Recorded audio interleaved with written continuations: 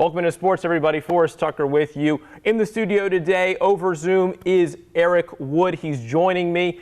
A special interview right now. We talk about the ISCO Championship coming up. He's on the board of that tournament in Louisville. You may know him, may have heard of him. He's from up in Cincinnati, but sadly, he has decided to spend his retirement days in Louisville. He is a Louisville Cardinal. We're going to have to forgive him for that, but it's great to have you on today, Eric. We appreciate you taking some time. Played for the Bills for several seasons, made the Pro Bowl, and it's great to talk to you. We're going to talk golf, football, everything else.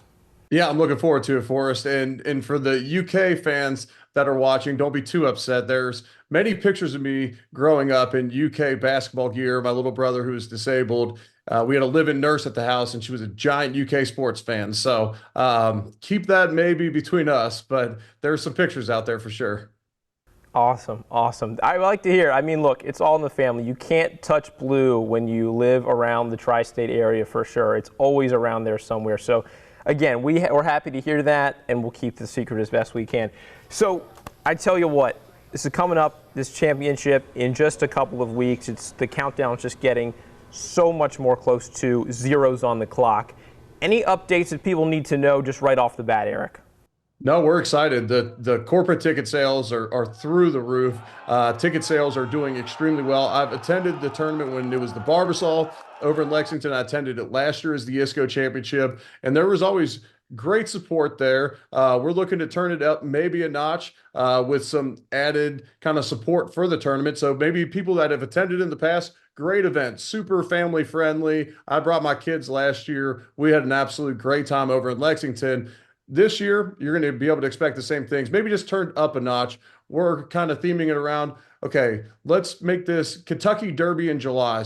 Been out to the course, and I agree, it definitely is going to hold the capacity of an elevated event from what it was here in Lexington. I have to ask you, a lot of pro athletes, they like to play golf. And everyone's story getting into it is different, I find. What's yours and your connection with the game? So I grew up playing some. I didn't play at all in high school and college. Didn't have the time or, frankly, the money to play golf at that point. And then when I got into the NFL, a lot of the guys on the team were playing in the off season. So I said, okay, I'm going to give this another go, and really fell in love with it. And I think a lot of us, you're naturally competitive if you've gotten to a high enough level in pro sports.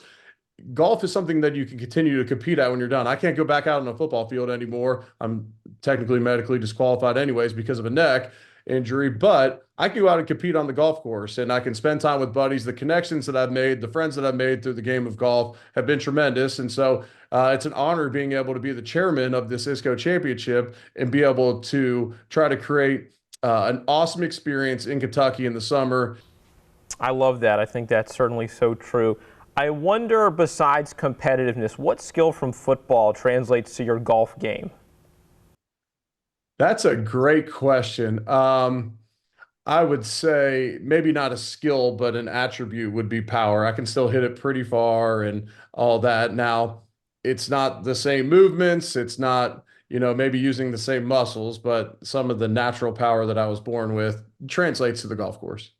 I want to go back to the competitiveness of golf. A lot of pro athletes who I speak to say that when they leave the team environment, and obviously golf's a different sport, it's just you out there, they are itching for something that's going to fulfill what they had, and replacing that is a very arduous task. How do you feel like golf has had the meaning for you with either that or something else that helps you kind of just scratch that itch post-playing days? Yeah, that was really well said for us. And a lot of times we'll say, you miss the locker room the most. You miss the guys in the team the most. And look, you're likely not going to be able to find that type of camaraderie again where you're spending that much time with the same group of guys over and over and over. But when it comes to the game of golf, you get a regular group of golf buddies or guys that you travel with, you become close with them, you bond over the game. And look, the game of golf's hard. And so you're going to have your struggles with it, busting each other's chops over the game of golf. It's a ton of fun. Nice, nice. Anyone you've ever come across in the league who's fallen in love with golf, but maybe has done a little too much during playing and they're just obsessed with it, you could say maybe this guy chose the wrong line of work?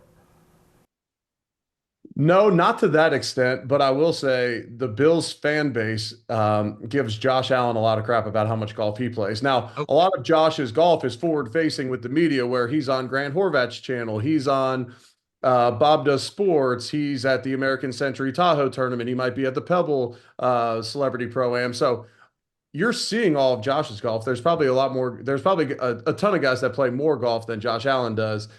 Have you ever done something like that? Have you ever been a part of an event where at your prime in the NFL, you were shooting the ball and, the media was just around you so much? I would say the most embarrassing shot I've hit, I hit the opening tee shot at Jim Kelly's golf tournament up in Buffalo. It was in the spring. We hadn't been playing much golf. The weather was not appropriate up there to play much golf at the time. And we had had a pretty big night before.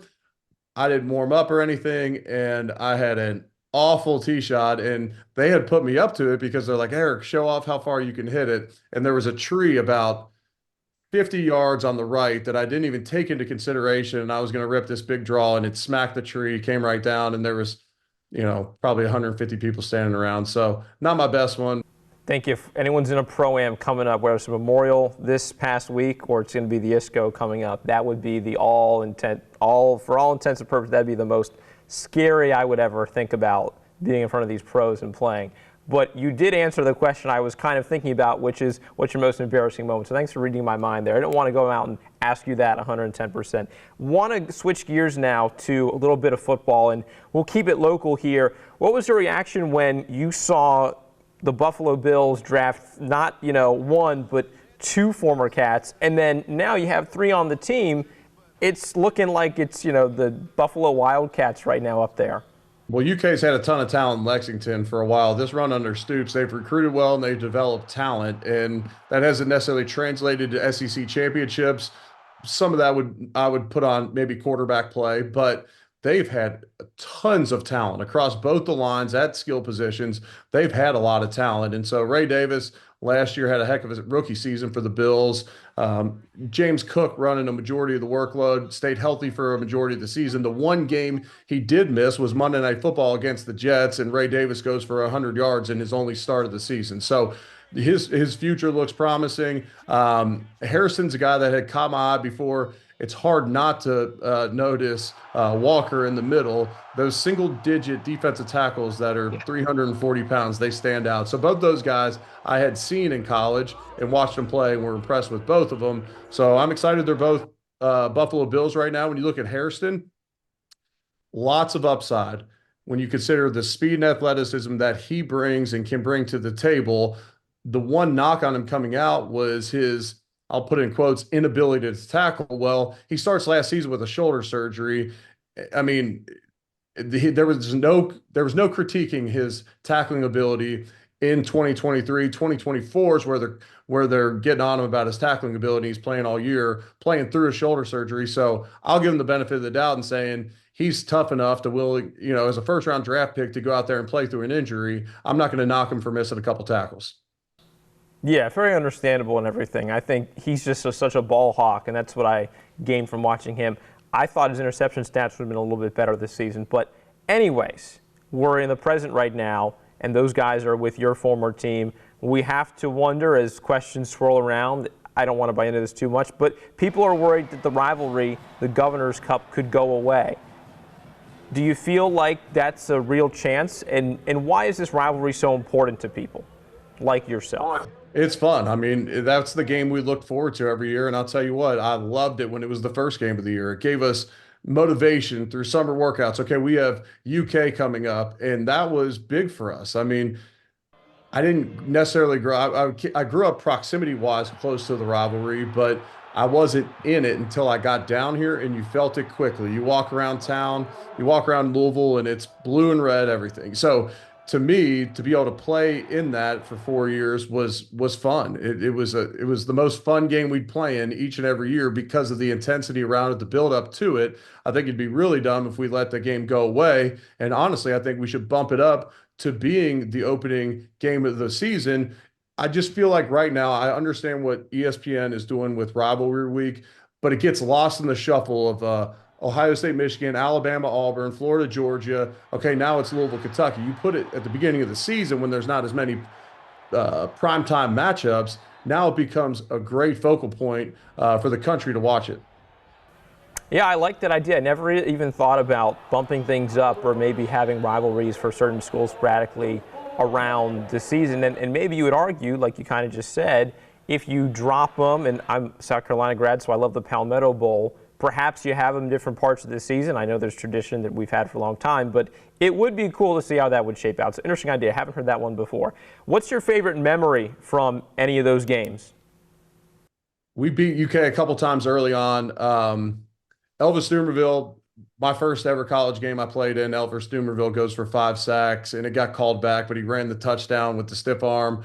We'll always remember that. We started the next year off with a reverse to Harry Douglas that went for about 50 yards, and I could not believe Bobby called a reverse to start the game. But everyone had been hyping up Michael Bush all offseason, so we faked it to Michael and pitched it to Harry. And Bobby had told us it was going to work, and sure enough, it did. And Michael running wild. This is far from my favorite memory, but one of my lasting memories of that rivalry would be Michael Bush breaking his leg to start the second half against UK. He had 4 touchdowns, I believe, in the first half. Thought he had a real chance of winning the Heisman that season and breaks his leg in the second half. And unfortunately, that hit my brain about as fast as all the good memories do.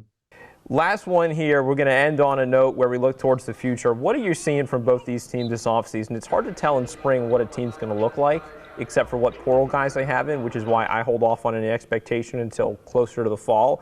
But from your perspective, how do you feel like this is shaping out in Louisville and Lexington for these guys? But I'm with you. It's been harder and harder to even track who's going to be good. Miller Moss, Louisville's quarterback, I wouldn't probably know who he is really if Louisville hadn't played against him in a bowl game prior, and I got to see him in action. And so, to me, this time of year, unless I'm out there at practice for either team, which I've seen Louisville a little bit. I know they're excited. They have those 2 running backs coming back this year that were outstanding last year, but then you flip a number of guys on the offensive line and quarterback and everything else. So we'll see if they can have the same success this following year. And then obviously there's some excitement over there in Lexington as well. So hopefully both teams will have a great season. Awesome. Eric, I lied. I have one more question, and it's because I would think now you have everyone here in Lexington and across the Commonwealth. They're going to maybe be Buffalo Bills fans and a little eensy bit if they're not playing the Bengals or something of that sort. With 3 guys on the team, there's going to be some investment. And this team is getting closer and closer. You beat my Ravens. I was super upset about that. But, credit to Josh Allen and the boys and everything there. But how close is this franchise up there to being on the cusp of something or being on, literally not even the cusp, being there to getting a Super Bowl ring, also with the thought of you're going to have a new Highmark Stadium in a matter of months and a year almost. It's going to be a big kind of crescendo for this franchise, possibly with a lot of those things happening. Yeah, it's a special season coming up with the last year in the old stadium, the new stadium's right across the street building being built, which leads to a lot of optimism. But they've been on the cusp for a number of years. Unfortunately, they've run into Patrick Mahomes and the Chiefs many times in the playoffs, and they're tough right now. They know how to win in the playoffs, and they're getting it done. They have a very experienced head coach. They got some great veterans on both sides of the ball, and then Patrick Mahomes is tough, especially when it comes to the postseason. And so it's about getting over the hump. And it's if they can get pressure on him, affect Patrick Mahomes, which they haven't been able to do. And so how do you try and do that? You go out and draft Harrison in the first round to try and take away one of the receivers. We brought in Joey Bosa this offseason. We brought in Michael Hoyt from the Rams, drafted 3 defensive linemen in the first 4 rounds. So hopefully those guys can all make a difference. If Max Harrison gets a pick on Patty Mahomes, I don't know what's going to happen to this town. And if it's in a really big game, I think this place might explode. So we'll see if all those predictions happen. Definitely, like you just said, we're going to have to see how that defense pans out with all those draft picks and everything.